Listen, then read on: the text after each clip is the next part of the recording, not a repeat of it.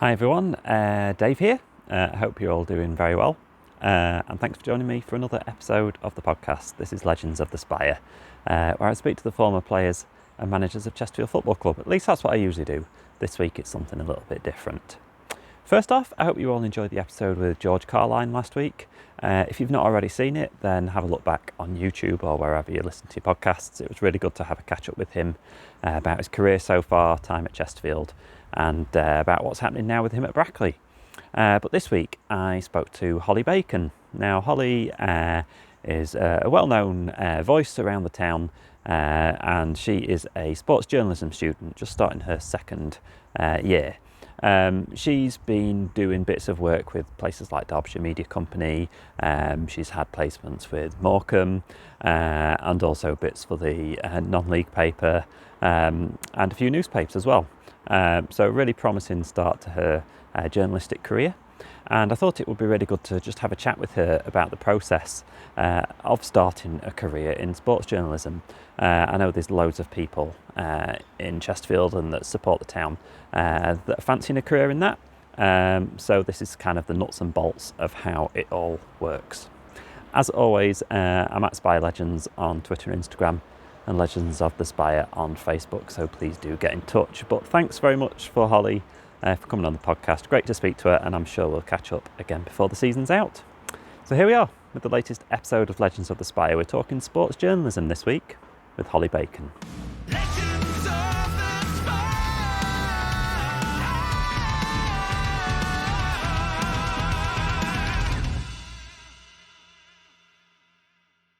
So thanks for coming on and having a chat. I thought it'd be interesting because obviously I've seen quite a lot of what you've done on social media and stuff, and you seem to pop up everywhere.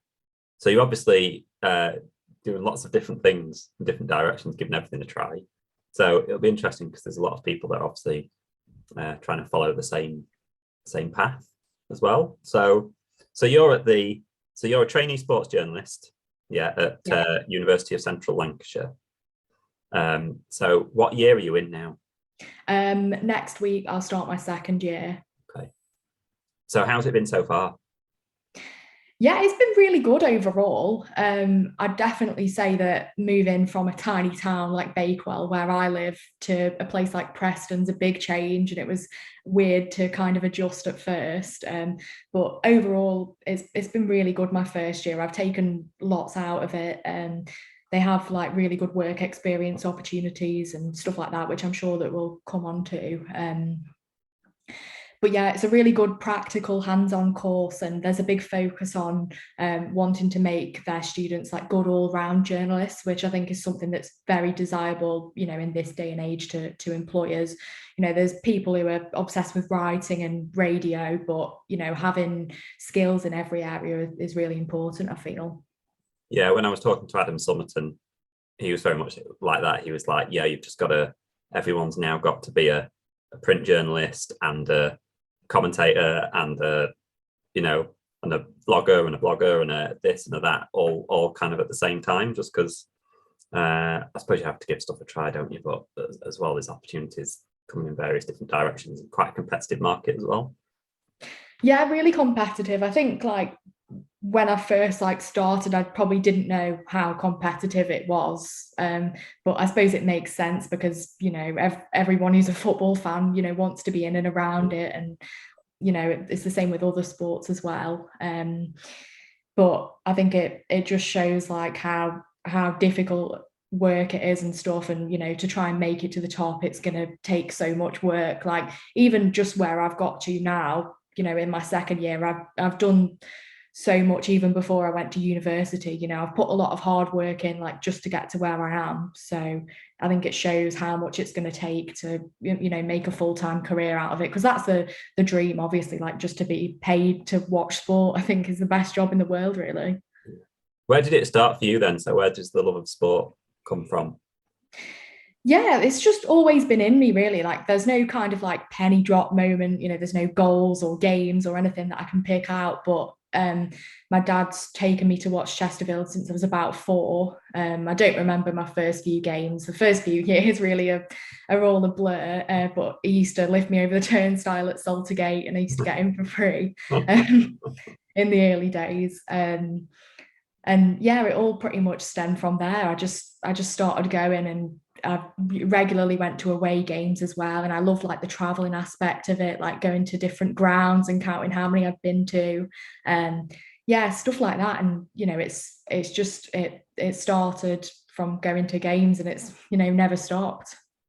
It's amazing those things that come along. Like being a football fan, like the match, it's obviously a huge part of the day, but there's so other, like one of my biggest Saltergate memories is actually just the walk to the ground, just because it was like on top of the hill and there's all those iconic things that you went past like on the way that become really familiar. Like the walk to and in the ground, like when I left Saltergate, that was the thing that I missed, was like the walk to Saltergate. And I suppose it changes, but yeah, it's quite captivating, isn't it, sport, once it gets into your bloodstream. Definitely. And I think like the whole experience of it, not necessarily what was on the pitch, was probably what got me hooked at first as like a tiny little child, like the atmosphere and, going with the same people, even the people I was going with then, I still go with now, 15 years on. And yeah, like Saltergate was just a special ground, wasn't it? Definitely night games. My first memory of Saltergate was a night game. I think it was against Grimsby, and we used to sit on the Compton Street, and the players were warming up, and the ball came over, and I passed it back to a Grimsby player, which is such a weird thing to remember as like my first memory of Saltergate. But like, yeah, those floodlights and yeah, just the ground. It was a special ground, wasn't it? And in a way, like, it's a shame that I was so young and I didn't get to experience as much of it, because now the kind of grounds that I like old-fashioned grounds like that, like Goodison Park is probably my favorite, and like Oldham just recently, like traditional, like proper grounds like that I really love. Good old corrugated iron. Proper grounds. Proper grounds. So when did you start thinking about it then as a kind of career opportunity and thinking about doing it as a university degree and stuff like that? Yeah, I think mainly when I was at school, and like teachers are pushing like what kind of things that you want to do, and people have always say like, do what you're passionate about, do what you love, and for me all it ever was football and sport more generally as well. So it just seemed like the natural option really, to go down that path. And I've never had like any contacts, like an uncle that works at the BBC, like some people do. I've never had any of that. And I saw an advert that Derbyshire Media Company were like looking for people to help contribute, and I thought that could be like a good sort of stepping stone for me. I never thought I'd get to cover like Chesterfield or anything, like I eventually did, but I thought that'd be a good little foot in the door, and to start doing a little bit of things to help towards that. And then when you actually start covering bits of Chesterfield and you have to go to a match in a different capacity, like I sometimes have this, because I always wanted a career in the arts and I managed to get one, which was great. But like I find if I go to a cinema or a gallery or something like that, you maybe approach it in a slightly different way than you did before you ended up like working in that sector, because you're just looking through things in a work angle sometimes. And obviously when you go in there in a journalistic capacity, you've got a lot of stuff to be focusing on. You can't necessarily jump up and down and celebrate for the goal because you're kind of focusing on. No, I don't know. I have done that a few times. Yeah. So how did you find it when you first started doing that? Yeah, it was just surreal, really. The first game that I covered was Barrow away. It was the first season that Chesterfield came down to the National League. Obviously, Martin Allen was in charge.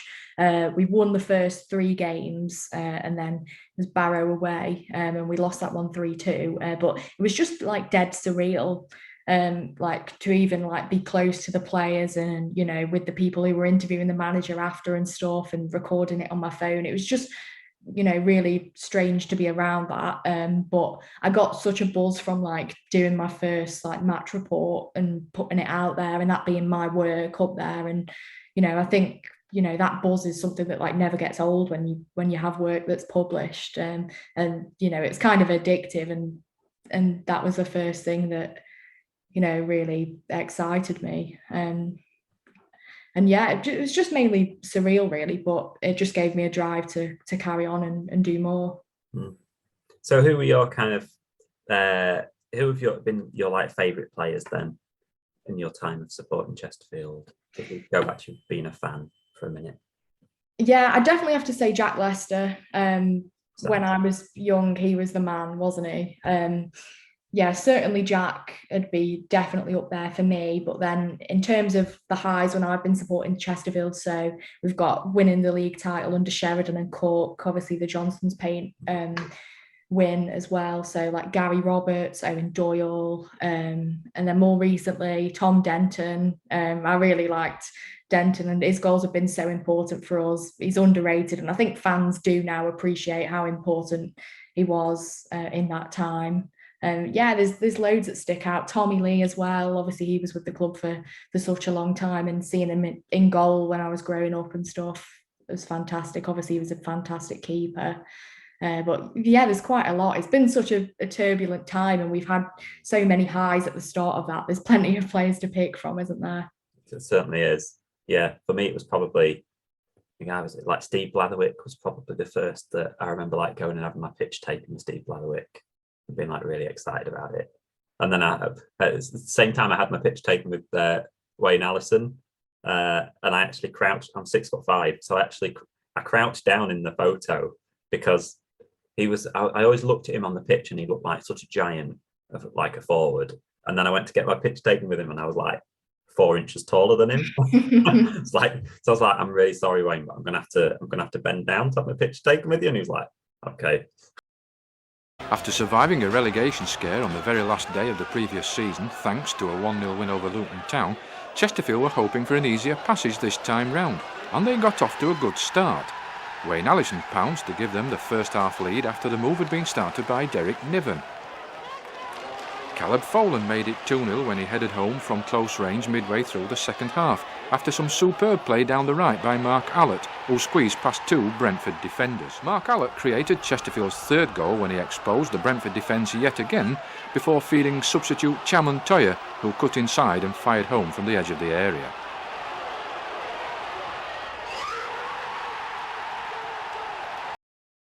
So you started then your course kind of last, so it was kind of a year ago then, wasn't it? Yeah, pretty much to this time, yeah. So in terms of then applying for the process to get onto that course, did you have to submit pieces of work as part of that application, or was it like a results-based one? Yeah, not to get onto the course, it was mainly results based. So I went to Buxton College and did a media BTEC there, and my results allowed me to get onto that course. I had to do like an informal Zoom interview as part of it, but it was just very chatty, and it was basically the lecturers getting to know me and what I was like and things like that. So yeah, it was quite easy to get onto as long as I got the results. And what are the rest of the students like? Are they a good bunch? Yeah, well, 2 of them are Chesterfield fans, which is pretty mad for a course up there. I was so shocked when I found that out. And there's someone from Alfreton on there as well. So there's a big Derbyshire contingent, which is quite interesting. But yeah, everyone's brilliant, really. And what's the split like in terms of like because obviously you're a woman coming into this industry, and it's obviously a time in which getting better representation of women in the sport. So what's it like, the split in the course? Yeah, it's still quite a big split.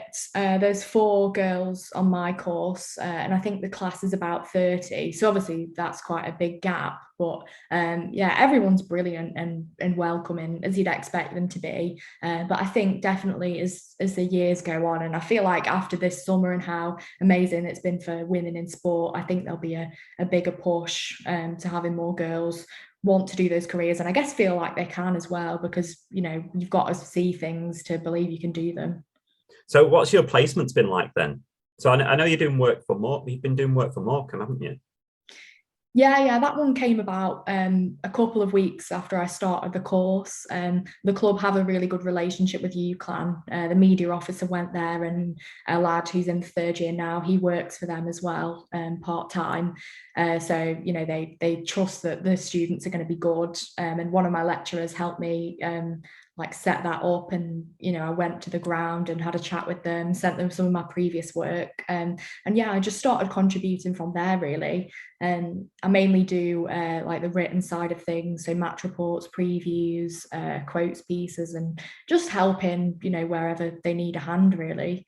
I think it's good to like go away from like the Chesterfield beat in a way, and cover a different club, because I feel like it's a little bit of like a safety net covering a club that you support, because plenty about them. You don't need to do much research, things like that. So yeah, it's been really rewarding going up there, and they're a really nice, welcoming club, who've done really well to get into League One. And when I first met Matt and Ryan, they brought the trophy as well into uni that Morecambe obviously won when they got promotion to League One. So yeah, I've been there at a good time for the club really, and I'm looking forward to doing a bit more work with them this season. I just always get flashbacks to that 4-3. Oh, I know, I went to that. Yeah, a few of them like reminded me of that. There was a guy after the match, I don't know if anyone else saw him, in a mobility scooter, just going around all the Chesterfield fans as they were coming out of the turnstiles, just shouting 4-3. It was a very surreal moment, but yeah, what an odd match that was. Whenever I speak to any players that are in that squad, I always mention the 4-3 to see what they remember of it. And it was just the way that we played as well. I remember at half time thinking, God, this could be 5 or 6 here. And then it's just long balls, wasn't it? I seem to remember. It was a long time ago, but yeah, God, I'll never forget that one. I think it was Ian Ebbott's first match back as well, wasn't it? Maybe around that time. Yeah, it feels like about slightly off the pace. Oh God. And it was even weirder that happened last season with Doncaster and Morecambe as well, because obviously Gary McSheffrey, he played for us that day, and then he was managing Doncaster, and they were 3-0 up and lost 4-3 against Morecambe, which to have it once, but to have that happen twice is pretty mad, isn't it? It is, yeah, not ours. Is Barry Roach still there? He is, yeah. He's the goalkeeping coach. I've not spoke to him since I've been there, but it'd be nice to have a chat with him, because he was in goal most of the time when I was growing up, really watching Town at Saltergate. So what else have you done then? I've seen other bits. So you've done kind of bits in the Telegraph as well, and the football paper. I had a placement at the Telegraph this summer. On their sports desk. It was 2 weeks, so it was a good period of time where I could like get well acquainted with the place and the people I were working with. And I did a story about county cricket and like the way that the test team were playing at the time, and that they could take inspiration from that to inject a bit more life into it. And I interviewed Sam Northeast for that, which was really cool. And it was fantastic to get the byline as well in a national newspaper. That was a really great moment. But yeah, I was doing stuff like live blogs and loads of different bits really. Yeah, it was a really good 2 weeks, and I got some nice feedback at the end, and like the statistics of how well the stuff that I put out did. So it was really rewarding in that sense, that I knew like how I'd done. That's good. I've seen Gregor back writing there again, isn't he? I'm not sure. I know he does some bits for the Times. Oh, is it the Times? Times, yeah, it might be. Yeah, he might be. He could be writing for the Telegraph as well. But yeah, I interviewed Gregor Robertson once for the Derbyshire Times. I think I was asking him about the new ownership. I think it was just when the trust took over. And I asked him a bit about like his playing time and what he thought about that, because I think he wrote a few things about Chesterfield. Obviously, when we had those difficult few years, well, that's an understatement, isn't it? But and he was really great. He gave me some nice advice, and he was great to talk to. Who's been the easiest player to talk to then, that you've kind of spoken to? Yeah, to be honest, like I've not interviewed that many players. I've interviewed quite a few managers, and I'd probably say Martin Allen was the easiest person that I've interviewed. I think at the time, it was like when I was just starting out, and I used to go to the press conferences and asking my own set of questions. And let's be honest, they probably weren't the best set of questions, which I'm happy to admit. But, you know, he never like tried to be clever or make me look silly. And he was just like really nice and supportive. And obviously at that stage, I really appreciated that. And he just made it dead easy for me, which was nice. But I've interviewed Tom Denton, who was really lovely. I spoke to Jonathan Smith as well. He was really good. We did that over Zoom for a college project. And yeah, like I've never had any bad experiences with interviews or anything. And certainly like ones to do with Chesterfield, everyone's been really nice and accommodating. There was 3 blokes as I was getting out the team coach on Saturday. One of them was a skinhead who had a tattoo on his neck. Another one, I can't remember him exactly. If this was Crime Watch, I'll be struggling. And then the other one was a Tom Denton lookalike, but a miniature. He had Tom's head, but didn't have his length. And I said to them fellas, after the game, I'll buy you a pint if we win. And they were waiting outside the players' entrance for when I'd finished with my players and the media and all that sort of stuff. And the 3 fellas were waiting there for a pint. Now, I'm going to keep that offer going to those 3 fellas. I will definitely buy them a pint when we get that win, and I hope they're outside by that players' entrance waiting, because I can't wait to see them. And the non-league paper as well? Yeah, that kind of started like I think it was the summer before I went to uni, so it was like unfortunate timing. And the guy rang me up and like wanted me to do the reports, but I didn't want to say no because I was going to uni and it was such a great opportunity. So I kind of agreed to do a few games, but with me being busy and being up in the northwest, it never came to fruition. But I did the Bromley game. We were 2-0 up. That one where we drew 2-2. Michael Cheek scored 2. He always scores against us.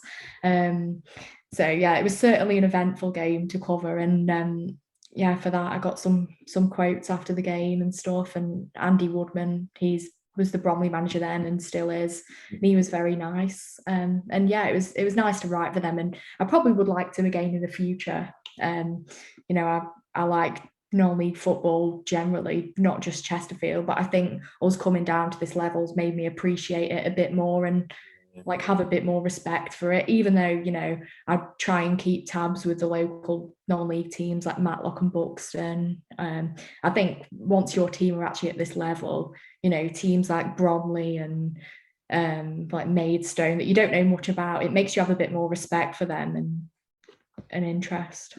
Yeah, definitely. It takes a while, doesn't it, when you get relegated to this level to kind of adjust to the fact that you're all kind of equal and at the same level for a reason. It's like that leveler, isn't it? Certainly. It felt like a bit of an adventure at first. Like I feel like the first season there was a bit of a novelty factor, really, going to all these like mad places. It felt like Boreham Wood, places like that. But then when you're getting beat nearly every week, it soon wears off, doesn't it? You know, against like part-time teams and stuff. But yeah, certainly the standard at this level now is so good, isn't it? And it's just ludicrous how there's only one automatic promotion place. Yeah, it's madness, isn't it? So you're going into your second year now. So do you know what's happening this coming year? What type of stuff you'll be up to? Yeah, I think it should be pretty busy. I think the workload will definitely step up from first year. But as part of my course, I'm doing an Nctj Diploma. So for those that don't know, it's like an industry accreditation, and some employers like you to have that. It incorporates like your shorthand, media law, all stuff like that, and basically shows, you know, you're qualified, kind of. So that's going to take quite a lot of work alongside my lectures. But I've also got a few bits of work on the side, like the things we've spoken about with Morecambe. I'm hoping to be a bit more involved with Radio Lancashire. I'm really looking forward to that. And a few bits and pieces here and there as well. So yeah, it's going to be a busy year, but it should be an enjoyable one. So when you get to the end of the third year, how do they mark you? Do you do like I'm guessing you don't do a traditional dissertation. Is it a bit of a mix of body of work and things like that? Yeah, I'm not actually 100% sure. I know most of the course is coursework based, and I don't think it would be a traditional dissertation. I know certainly like friends I've got at other universities have done like documentary stuff like that. So I'm not sure if it's something similar. I've not looked ahead too much, but we do the odd exams here and there. Media law has to be assessed by exam, and ethics, which I'll do this year. But most of it is coursework, which is really good. And I think it's important in an industry like this that most of the stuff you're actually going out and doing it and getting assessed by doing that, because I feel like it's the best way to learn, practical skills. Yeah, totally. So going to Chesterfield kind of this season then, I suppose when the season kicks off and ramps up, well, season has kicked off, but once it ramps up a bit more and you're back at uni and stuff like that, the access to Chesterfield matches, I'm guessing, I suppose you're watching more Morecambe games, are you, than you are Chesterfield ones? Yeah, I think I'm going to struggle this year to get back to a lot of Chesterfield games. Last season, I did well and I managed to get to quite a few, as well as going to watch Morecambe here and there as well, and other bits. But I'm hopefully going to like schedule in a few away games and stuff. I want to go to Woking because I've not been and didn't go last season, because that was my freshers week. So a couple of new grounds here and there, and obviously coming back for the home games when I can. I'll still be able to go to games around Christmas, which will be good. But yeah, it's just a balancing act, really, isn't it? Trying to do a bit of everything. So what would be your assessment of the season so far for Chesterfield? Well, yeah, it's been a really good start, hasn't it? I've been impressed with like how quickly the players have gelled, because there's been a lot of new additions. But I think what's probably even more impressive is the way that players that were there before have raised their game so much. And the likes of Mandeville, he looks so much fitter, and Quigley has been a completely changed player. And I could go on. I've been really impressed with the start, and I mean, there haven't been too many like bad things really that have happened. Obviously, the Covell and red card changed the game at Dorking, and conceding 2 goals at Notts County was disappointing. But other than that, and I mean, there's obviously the Hallam Hope incident, which we only know what we know at this stage, and can't comment. But if the allegations are true, obviously that's a really bad thing. And disappointing. But yeah, like other than those, it's been really positive, hasn't it?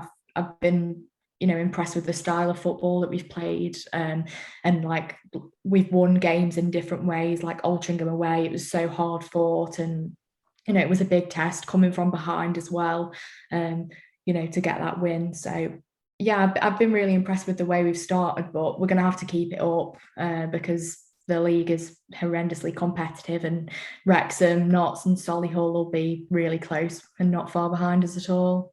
Yeah, it is going to be a marathon, not a sprint, isn't it? You saw like last year, we had a really good first half of the season. Wrexham had a really good second half of the season, but neither of us could do it all the way through. So hence you end up with Stockport winning it, don't you? So like you say, I've been very impressed with how they're all knitted together so quickly, and they seem like a likable bunch of players that seem to, and that like rapport between the fans and the supporters and the management and everything else all seems really good.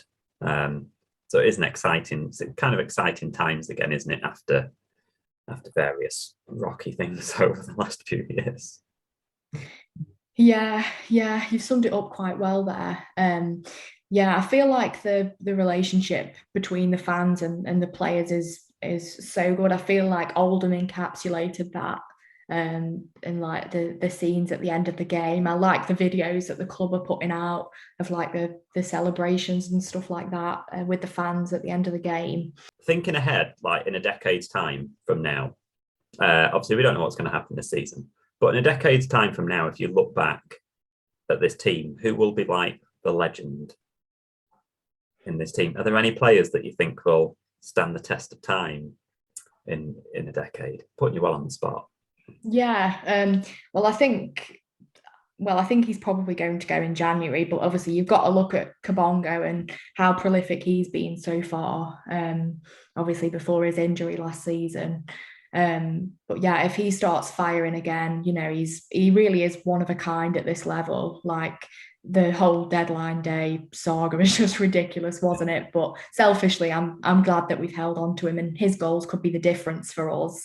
Thinking about players that I think will stand out, I feel like Banks and Oldacre, I feel like they could be ones we look back at, like we did with Sam Morsey and Jimmy Ryan. I think that obviously big shoes for them both to fill, but I think their partnership's been fantastic so far this season, and they've been absolutely key to how well we've played. So yeah, on the spot, I feel like those are two that we could really look back on and think have been key to what's hopefully going to be a successful season. It's interesting with Ollie Banks because obviously I spoke to him in between when he was still at Barrow, and now he's kind of said to me, "Oh, I actually kind of knew that I was coming back when you spoke to me." And I was like, it's a bit cheeky that he knew, but he wasn't kind of giving it away. But you kind of tell at the time the way he was speaking that actually having like young family and living around kind of Barnsley way and being like 29, I think he's 30, isn't he, next birthday? So you kind of think with someone like Ollie Banks, I feel in that secure position that we've got a really good player that actually wouldn't really be interested in moving. So you could easily see him being at the club for the next 4 or 5 years or something, and playing a few hundred games really over the next couple of seasons. It's interesting, isn't it? You get those players that pass through, don't you? Like Armando Dobra will probably pass through relatively quickly, maybe, and like say Karongo Shamanga will probably be off in January. But it's interesting, those players that probably will be around for a while, like you don't know, Jeff King might end up staying around for like 5 years or something if we kind of continue progressing the same way. But it's interesting when I spoke to Paul Cook and he was kind of emphasising that, someone's speed of travel is not necessarily the same, has to be the same speed of travel as the club speed of travel for you to kind of get that continuity. Whereas obviously the last time Cook was here, his speed of travel was, he saw it was going a bit quicker than Chesterfield's was after Dave Allen sold the whole team. What do you make to Paul Cook being back? At the time it was obviously surreal to have him back, because I'd say his time at the club in his first spell was probably the best time, even though obviously we won the league under Sheridan and the JPT, but getting into the League One playoffs under Cookie and winning the league the previous season, I'd say they were probably my best memories, and I really loved that team. And because I was a bit older as well, I remembered a bit more from the games and that season. So yeah, it was just mental really to see him come back. I guess I was a little bit skeptical because although he's managed Southport at this level before, obviously the divisions changed so much, and it's just completely different now to what it was at that time. But I felt that it was crucial that we kept Danny Webb on, because he has that knowledge of the National League. I think he was involved with Orient when they won it, with Justin Edinburgh. So yeah, I was really pleased that Danny Webb was staying on as well. And you have to feel with Cook as well. He knows how to win leagues, and he knows how to put together a really good team that can play really good football. So yeah, I was just overall pleased. Obviously, he was dealt a pretty difficult hand. It's probably an understatement to say his first game officially in charge was that Weymouth one when Kabongo had that horrendous injury. But I think already he was a bit up against it, with some of the players probably run into the ground a little bit beforehand. And obviously all the turbulation of the James Rowe exit and stuff. It was a really difficult time for Cook to take over. And a lot of people, were questioning, and I think some were calling for his head as well at the end of last season. But I think he's definitely, proved at the start of this season, that he's still a class manager. Some questioned whether Liam Richardson was like the brains behind the pair of them, because obviously he's doing fantastic things at Wigan. But yeah, I'm just really pleased that he's back, and him, Danny Webb and Gary Roberts have got something really good going on, evidently, with how well we've started the season. You're quite a while away before you graduate and everything, so you've got plenty of stuff to try and have a go at over the next few years. But what in your ideal kind of job, what would you like to kind of slip into once you've graduated? Oh, I don't know. It's a tough one. I feel like I change my mind with this like every week with trying new things. But I really get a good buzz out of broadcasting, like doing radio updates, stuff like that. And I tried a bit of commentary in the summer, off air for Radio Lancashire, just practicing. I did Preston against Leicester in pre-season, and that was really fun, and to have like a first proper go at that. I'd like to do something, where I'm covering different teams every week, different leagues, like Adam Summerton I suppose, like doing the National League. Then last night, I think he did Spurs, Marseille, didn't he? Doing loads of different levels of football. I think that'd be really good. Just something where there's plenty of change and plenty to keep me occupied, but it's sport, so it'll always be moving really fast. And do you want to stay in just football, or are you quite, because you've obviously done bits of, I've seen you in British cycling and stuff like that. Is there other stuff you'd like to have a go at other sports? Yeah, definitely. I'm quite a big cricket and boxing fan. When people ask me like what my main sports are, I always say those three. And I was lucky enough to go to the first test match of the summer, England, New Zealand at Lords, and I was working with SEN, who are the rights holders in New Zealand. So there was a whole commentary team and stuff, and I was learning bits off them. That was an amazing experience. Like possibly if I could work across everything, as like a general sports writer or reporter, something like that would be amazing. And I've always like grown up watching boxing as well, and I like going to fights and things, but I've never really done anything in the media in terms of that sport. But yeah, just plenty of variety. I suppose you're fortunate in it's a career where you can just kind of do the bits that are fun and just kind of mold together some kind of career for yourself, can't you? In terms of you can just like pick and mix lots of different sports and disciplines and stuff like that, and just kind of go with it and see where it ends up. Yeah, definitely. And I suppose as a freelancer, which is basically what I'm doing now, I'm hoping to be doing some stuff with the WSL next season, some interviews and that. And then this with Radio Lancashire, Morecambe, and things like that. There should be a good variety. And, hopefully when I graduate, if I feel like I want to be freelance, I guess I can pick and choose the kind of bits that I want to do, and that could suit me. But, either way, a job could come along that I really like, and I could go into something full time. Who knows? But luckily there's plenty of time to still, decide and mull over that. So hopes for the Chesterfield season then? I suppose it's just promotion, yeah. Anyway, the playoffs would be incredibly stressful, but yeah, just promotion anyway. What is this, a 5th season in the National League? Yeah, it'd be fantastic to get out of it.